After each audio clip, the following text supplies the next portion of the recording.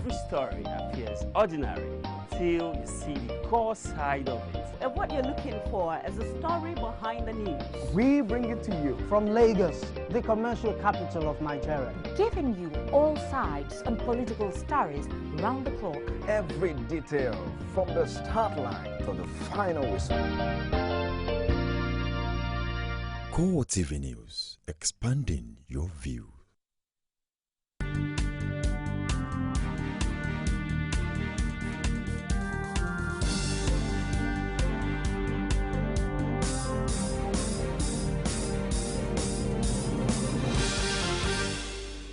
Hello there, welcome to CoreTV Primetime News. I'm Gift Ogete. In a major story, multiple bomb explosion rocks Evangelical Church, West Africa at Federal Secretariat in the Tudun-Wada area of Jos City.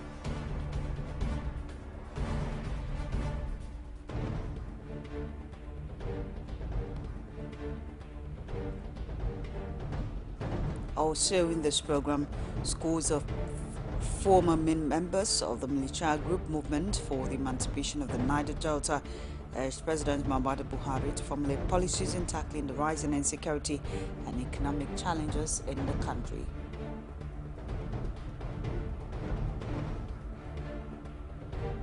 Senate President Bukola Saraki has criticized the entry visa insurance policy of the Saudi Arabian embassy in Nigeria for the CS lesser harsh.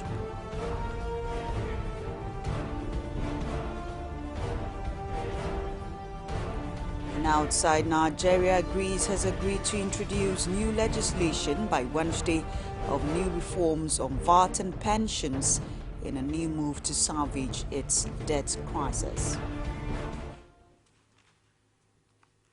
Thank you for staying tuned with us. Now, details of the headlines and other stories. Multiple bomb explosions rocked Evangelical Church, West Africa, at Bishara, won by Federal Secretariat in the Tudun-Wada area of Jos City. The bomb, which said to have gone off mid-service at 9 a.m.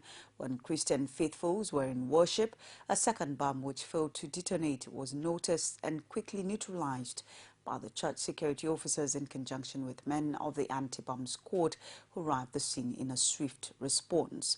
Preliminary reports suggest no critical fatalities were evident, and several persons were said to have suffered several degrees of injuries from the pandemonium and debris at the site. This is happening exactly a week after the bomb explosion, which occurred in two locations in Jos at a mosque and restaurant, killing 44 people.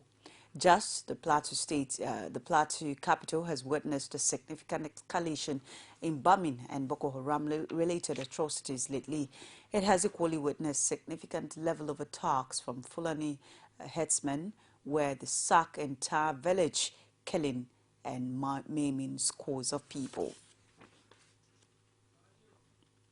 The president of Evangelical Church West Africa, ECWA, has decried the manner various governments in the country have handled the matter of security as regards the Christians in the north and the minorities across the country. Reverend Jeremiah Gado, who is speaking with a correspondent in his office, reacted on the heels of the recent church burnings in Jos and various church attacks in the north. He called on the government of the day at all levels to rise up to their constitutional responsibility of securing lives and property of the citizenry. The report. Immediately after the twin bomb explosions that killed over 40 last week in Jos North local government of Plateau State, Irish youth took advantage of the chaos to set ablaze some churches within their vicinity. A week later, as residents of the city are still mourning their dead and recounting their losses, an attempt to attack Sunday morning worshippers at Ekwa Church, Tudun-Wada, was carried out as a bomb was detonated during the service. It was in the light of the precarious situation that the president of Ekwa Worldwide has called on government at all levels to do more to protect northern Christians. Christians have been targeted for long. We have been at the receiving end for long. And I'm not afraid to say that the government of Nigeria, whether it is federal, state, local government, that the authorities in Nigeria are not doing enough to protect the interests of Christians, to protect the interests of minorities. It is not just Buhari's government. It transcends government, from one government to the other. Since since we received our independence, if you look at the history, you see that Christians and minorities have been at the receiving end. The clergy said enough of the lip service that has been paid to the issue of freedom of worship in Nigeria, because the present reality reveals the opposite. The freedom of worship is said, is by mouth. We talk about freedom of worship in public, but inside there are authorities that are oppressing Christians, believers who have. You see, in Christianity, we don't force people to follow Christ. He cautioned the federal government on the continuous use of military might due to its inability to quell the rising attacks. Gado urged the government of the day to employ other means of solution, which he said includes education, prayers, and continuous dialogue. Scores of former members of the militia group Movement for the Emancipation of the Niger Delta have urged President Muhammadu Buhari to formulate policies to tackle the rising security and economic challenges in the country. They also urged the president to pay stipends meant for the ex-agitators and that the presidential amnesty program, saying such development would engender peace and security in the region. These positions were contained in a communique issued after a meeting in Yenagoa on Saturday, where they reviewed the activities of the one-month-old administration of President Buhari. The ex-militant said during the meeting they deliberated on issues bordering on the new wave of attacks in the North economy and the unpaid stipends and allowances of amnesty beneficiaries, among others. The communique signed by Ruben Clifford, President, Leadership Peace and Cultural Development Initiative, read in part, "We vehemently condemn the recent spate of attacks in Plateau, Kano, Kaduna and Borno states, where over hundreds of innocent persons were killed in their prime by the Boko Haram sect." There are indications that military checkpoints might return to major highways in and around the Federal Capital Territory. This follows the sighting of truckloads of soldiers at the Nyanya Maraba access of Kefi Abuja Highway on Friday afternoon. The police, who a few days ago took over checkpoints in Abuja, have however been carrying out the usual stop and search operations on the highways. Some reports that traffic was still light as the military and the police were putting final touches to what appears to be preparation for a handover.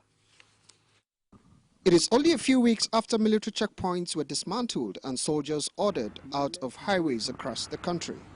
Residents of some of the areas which hitherto had military presence say the presidential order brought succor to the heavy traffic lockdown usually experienced along the expressway. Before now, they spend hours on their way to work, but now they leave home as they wish and still get to their destination on time.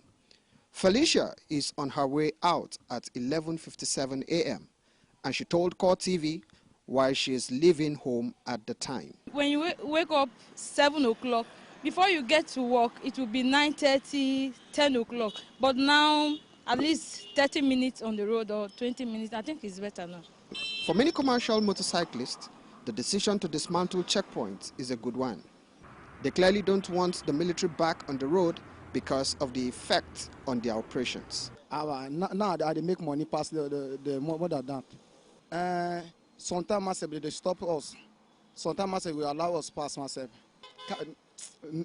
No, they don't come back. Before now, road safety personnel do assist in ensuring that motorists adhere to traffic rules despite the military roadblock. Now that the roads are free, these men are more relaxed on the highway. There is no doubt that motorists and commuters are happy that they can move in and out of the city center without much stress. But in the midst of renewed Boko Haram activities, it appears like the soldiers are bracing to return to their previous positions. CoreTV News crew sighted these trucks loaded with soldiers and road barricades near what used to be a military checkpoint on the Kefi-Abuja highway. The trucks headed straight for the spot, which is now occupied by policemen, and it looks like the soldiers are ready to take over. And as soon as the military personnel showed up, the traffic logjam started to build up.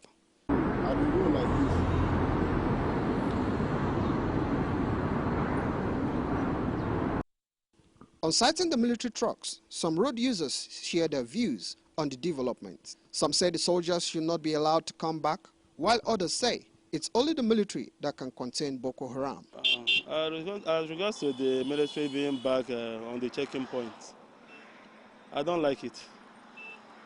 Reason being that it poses more risk to us staying here, because most times I imagine when the hold-up is that much and there happens to be a sudden alarm, it won't be easy on people here. And the people here are suffering a lot. And based on the way they are suffering, and for them to come back again, why they are absent for some time now has eased up the people's pain and misery within the neighborhood. For them to come back, I don't think is the right direction by the government, allowing them to come back. It was very free, but when the army, the police came to the road, I saw that the hold-up is a bit building up. Like, for the sake of those who are going to work in the morning, they can actually open the road for the sake of those who are going to the work in the morning. Then after everything, they can start their checkpoint. That is what I feel about the route for now. For now, Nigerians are only hopeful that government will take the issue of security more seriously. With the removal of the military checkpoints around Maraba-Yanya Expressway, commuters and people that live around this axis have a cause to smile because the roads are now free. But as the police take charge of manning the highways, Nigerians are only hopeful that the police will live up to expectations in protecting the lives and properties of the citizenry in the face of daunting security threats posed by Boko Haram sect. Pius Samuel, CoreTV News, Abuja. And still on Abuja and checkpoints, military checkpoints are now finally back on highways leading into the Nigerian capital. And like when the soldiers initially moved off the road, their return is also generating mixed reactions. There is, however, a consensus that the dismantling of military checkpoints nationwide coincided with a rise in bomb attacks in some parts of northern Nigeria. Masiaye reports on the major arguments for and against the return of soldiers to Abuja highways. Her report. In the weeks following the dismantling of checkpoints, especially those mounted by the military, recurring incidents of bomb blasts have become the order of the day. Still fresh in the minds of Nigerians is the recent attack in Zaria on workers who were undergoing biometric screening, as well as that of Damboa on the outskirts of Maiduguri. For many, it would appear that the relaxed security presence had provided a loophole for the terrorist group to thrive. Now, some FCT residents want the soldiers back on the streets and highways. They say the inconveniences of traffic buildup can be endured in exchange for maximum protection of lives and property. I felt, initially I was like, what? Does the president really understand the situation on ground? You know, I was like, who are the people advising him? That's why he needs to put his cabinet in place so that good people can really give him the necessary advice. So at that initial decision for taking it, I felt really worried. And now I think we are more comfortable. For me, it's a personal opinion. For others, it might be, oh, the traffic situation is coming back again. But I think it's good because the Boko Haram menace, you can't just predict them. If they come back, it will be like of help because they secure mostly on this road. The security of people and their property are saved at times. If they are coming back, at least they should make a provision for the vehicle to be running. As in, there should be no much tight of the road. But this man sees no reason for the return of military checkpoints.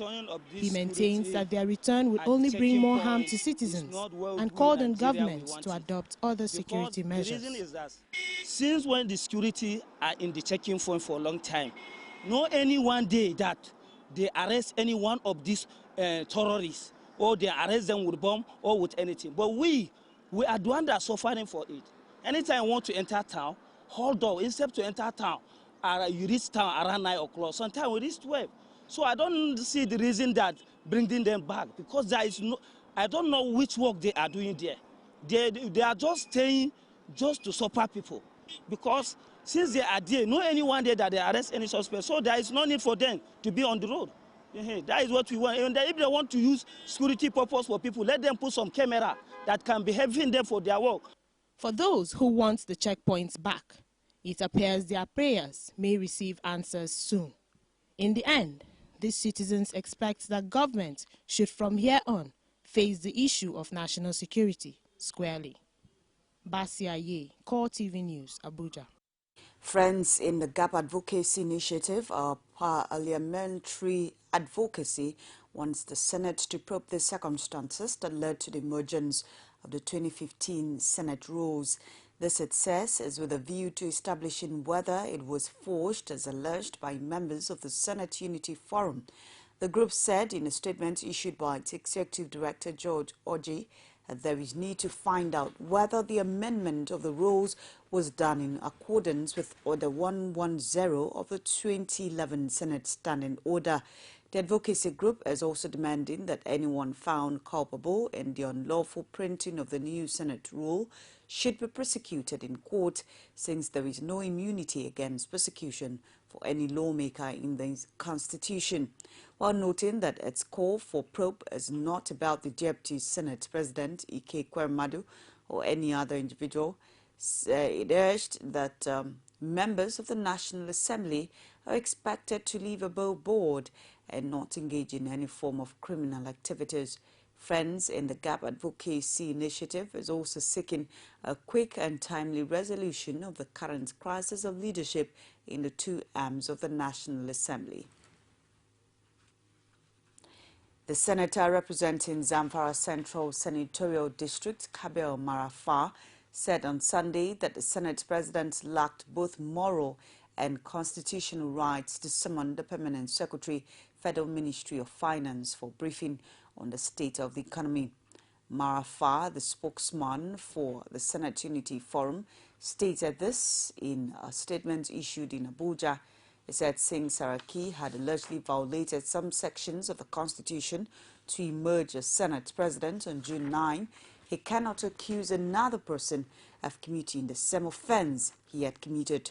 Recall that Permanent Secretary of the Federal Ministry of Finance and other top officials declined an invitation extended to them by the leadership of the National Assembly for a briefing on the state of the nation's economy last week.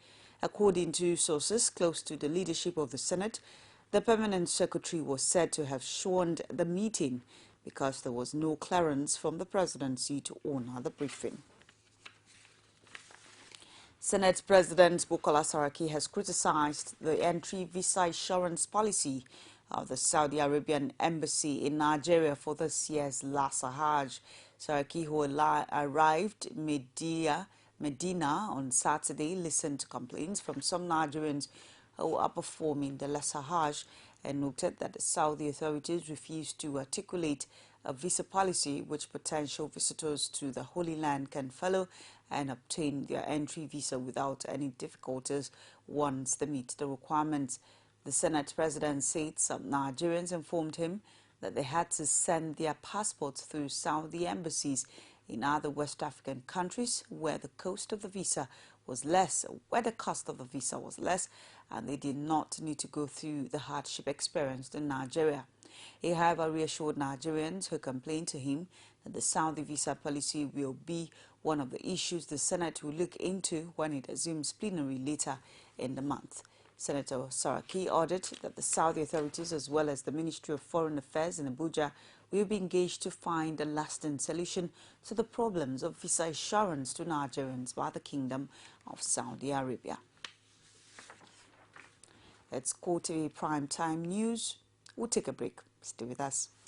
Lapcon have naked, that's a sign of protest, saying that things are not good. Women share the most amazing thoughts. When it's close to the time, our people will protest naked. On national issues. That was their own point. That was an accident. That is different. And they do it. Politics is about being a servant. Passionately. Without a woman, there will be no success at all. Sharing the adorable word of women. There are some women who have what it takes. In politics. Margaret Thatcher, Iron Lady. Where she's too soft, she's too soft. Only on CoreTV News. As news breaks, people don't let events pass without giving their comment or reactions. When the problem arises in society, these are the people that should be consulted. To cleanse the corruption in society, we are not to provide information for good life and also security of life and property in this country. The academic society have the loudest voice on this platform. Whether you call it a sovereign national conference or a national conference, it's about the people of Nigeria. There should be a change in power. In any way they can do it. I think there's a script already. Every Tuesday at 8:45 p.m. on this station. From the Ivory Tower, a must-watch for the learning minds. Welcome back. It's CoreTV Primetime News, a recap of our major headlines. Multiple bomb explosions rock Evangelical Church, West Africa at Bishara 1, my federal secretariat in the Tungwada area of Jos City.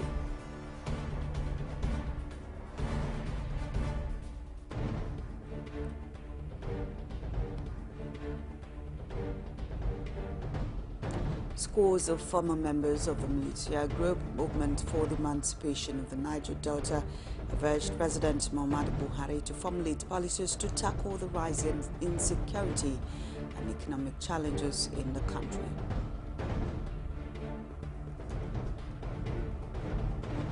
Senate President Bukola Saraki has criticized the entry visa assurance policy of the Saudi Arabian Embassy in Nigeria for this year's Lesser Hajj. Now, do not forget that for more information on CoreTV News, you can reach us on our social media platforms on Facebook, facebook.com/CoreTV News. On Twitter at CoreTV News NG. And on YouTube at youtube.com/CoreTV News. The All Progressives Congress in Rivers State has dismissed claims by the People's Democratic Party that it, APC, is behind a takeover of local government secretariats in the state by the police. Rivers APC Chairman Davis Ibiamo Ikanya said in a statement issued on Sunday in Port Harcourt that the allegation against his party was baseless and without any foundation. Ikanya explained that the APC was not a lawless party like the PDP, insisting that his party had no hand in the occupation of the council secretariat by the police. The PDP has accused APC of being behind the takeover of local government secretariats in the state by the police. Meanwhile, security operatives that had been at various local government secretariats in the state have vacated the place. It was gathered that the vacation of the council secretariat was on the orders of the Inspector General of Police, Solomon Arase. Rivers State Governor Chimwesom Wike says he has begun moves to rehabilitate some parts of East-West Road in Rivers State. Wike, who made this remark during a meeting with major stakeholders and investors in Port Harcourt on Saturday, explained that the move was aimed at fast-tracking the development of the state's economy. He explained that it was necessary to develop a synergy between the federal government, major investors, and the state governments to repair a portion of the East-West Road linking to One East Port. The governor said the contractor, Reynolds Construction Company, will be paid 50% of the contract sum expected to be executed in 2 months. He said by December 2015, this road would have been completed to reduce travel time to 40 minutes.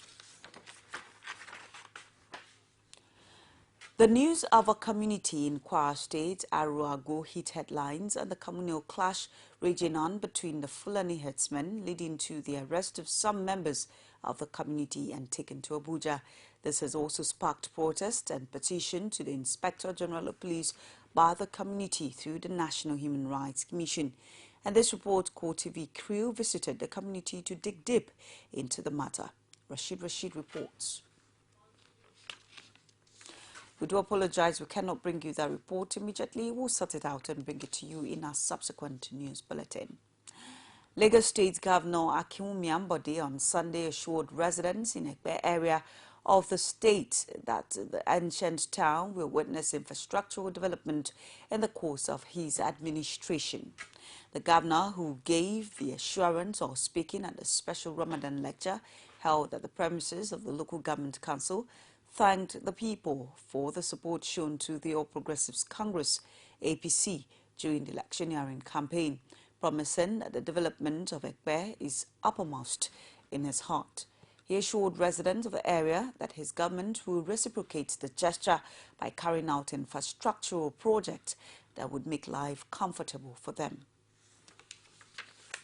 A former Speaker of the Ekiti State House of Assembly and chieftain of the All Progressives Congress, Femi Bamishile, has expressed confidence that the party will reclaim Ekiti from the People's Democratic Party in 2018. He described the loss of the state to Governor Ayodele Fayose in the 2014 governorship election under Kayode Fayemi's administration as a temporary setback. Speaking on Friday during a meeting he convened and attended by stakeholders from all the 16 local government area, the ex-speaker, who defected to the APC about a year ago, said he had intentions to contest the 2018 governorship election. Bamishile enjoined members to embrace whoever is appointed minister from Ekiti by President Muhammadu Buhari as the leader of the party in the state. He also appealed to them to work hard for the party by reaching out to commercial drivers and commercial motorcyclists, teachers, civil servants, artisans, market men and women, and other critical stakeholders to make the dream of recapturing the state a reality. It's CoreTV Primetime News. We'll take another break. Please stay with us. Black Maria is to carry criminals, trading looters that are in government today, not a poor people. We'll bring to you divergent views. You know my position about his level of competence or otherwise. News making the headlines. I didn't go to school so that people can intimidate me with their ideas, no. Sometimes it gets confrontation. If you become governor, you're going to bring back Okada. You will bring back the market women back on the streets. They don't put words into my mouth. On Core Digest. Stop making innuendos. Every weekday, we'll bring all of these together and take them to the court of public opinion. Everybody has the right in Nigeria. Where you are the judge.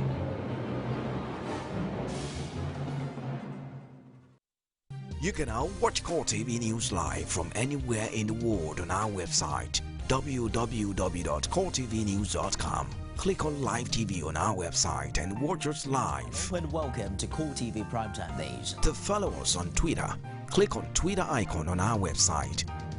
On Facebook, click on the Facebook and YouTube to see all our previous news production. You can also watch us live on YouTube. Click CoreTV, leave a space, then news. CoreTV News, a 24-hour news station. Thank you for staying tuned with us.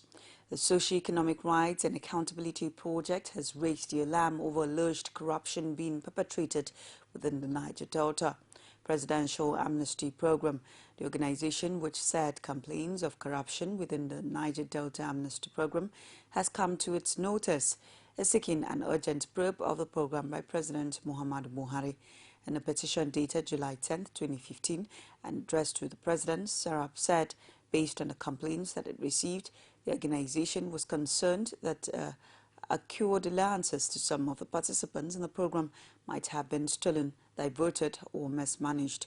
Serap said the complaints as it received from petitioners could be representative of widespread corruption within the Niger Delta Amnesty Program, resulting from what it described as the failure of the previous government. It's still CoreTV News. Now we go outside Nigeria. Eurozone Summit has resumed its work after being temporarily suspended to enable leaders to meet Greek PM Alexis Tsipras separately over a bailout deal. Mr. Tsipras met the German Chancellor, the French President and the EU President as they work to try and reach a deal by the end of Sunday. Leaders are discussing new proposals put forward by their finance ministers. A draft of the package suggests Greece could temporarily leave the Eurozone if no agreement on a bailout is reached. The document noted that Greece has agreed to introduce new legislation by Wednesday on a raft of new reforms on VAT and pensions, among others. The document noted that the amount of the new bailout could reach €86 billion, far exceeding £53.5 billion Greece was seeking to cover its debt until 2018. And now sports. Incoming Super Eagles coach Sunday Oliseh has said he's comfortable to be paid the same salary, €5 million, more than $21,000 a month his predecessor Stephen Keshi earned. Oliseh is due to fly into Abuja on Tuesday evening and hours later met with the NFF Technical Committee headed by Felix Anyasiago. This is another good sign that with the decision to give him the job without much fanfare.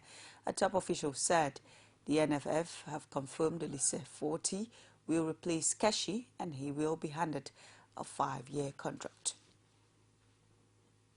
Iker Castilla bid an emotional farewell to Real Madrid during his final press conference with the Spanish club on Sunday. 34-year-old goalkeeper has brought to an end 25 years at the Santiago Bernabeu to join Porto after a deal was agreed on Saturday. Castilla, who was in tears during his farewell press conference, thanked Madrid fans for their support during his time at the club. According to Casillas, he is no longer a Real Madrid player as he now joins Porto from Sunday. Struggling to get his words out, the World Cup winning goalkeeper spoke of the influence Madrid has had on him as a person, as an athlete, urging the fans to remember him as a good person instead of a goalkeeper. Matteo Darmian, 25-year-old defender, sealed a switch to Old Trafford on Sunday. The fullback officially signed for Louis van Gaal's side on Saturday, with United having decided to move for the Tornado star after cooling their interest in Nathaniel Clinch, who eventually joined Liverpool on Sunday 1. Meanwhile, former Inter defender Marco Materazzi, Manchester United's acquisition of Matteo, arguing that he is the best wing back in Italy.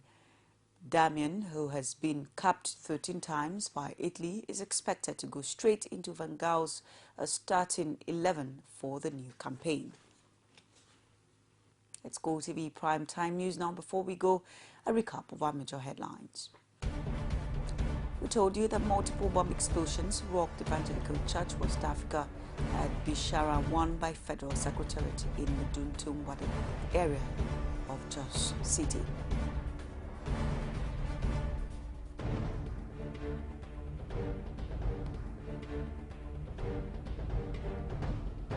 We also brought you a report that scores of former members of the military group Movement for the Emancipation of the Niger Delta have urged President Muhammadu Buhari to formulate policies to tackle the rising insecurity and economic challenges in the country. You also heard from us that Senate President Bukola Saraki has criticized the entry visa assurance policy of the Saudi Arabian Embassy in Nigeria for this year's Lesser House. And that's our news for tonight. Thank you so much for staying on with us. On behalf of the entire production crew, I am Gift Okete.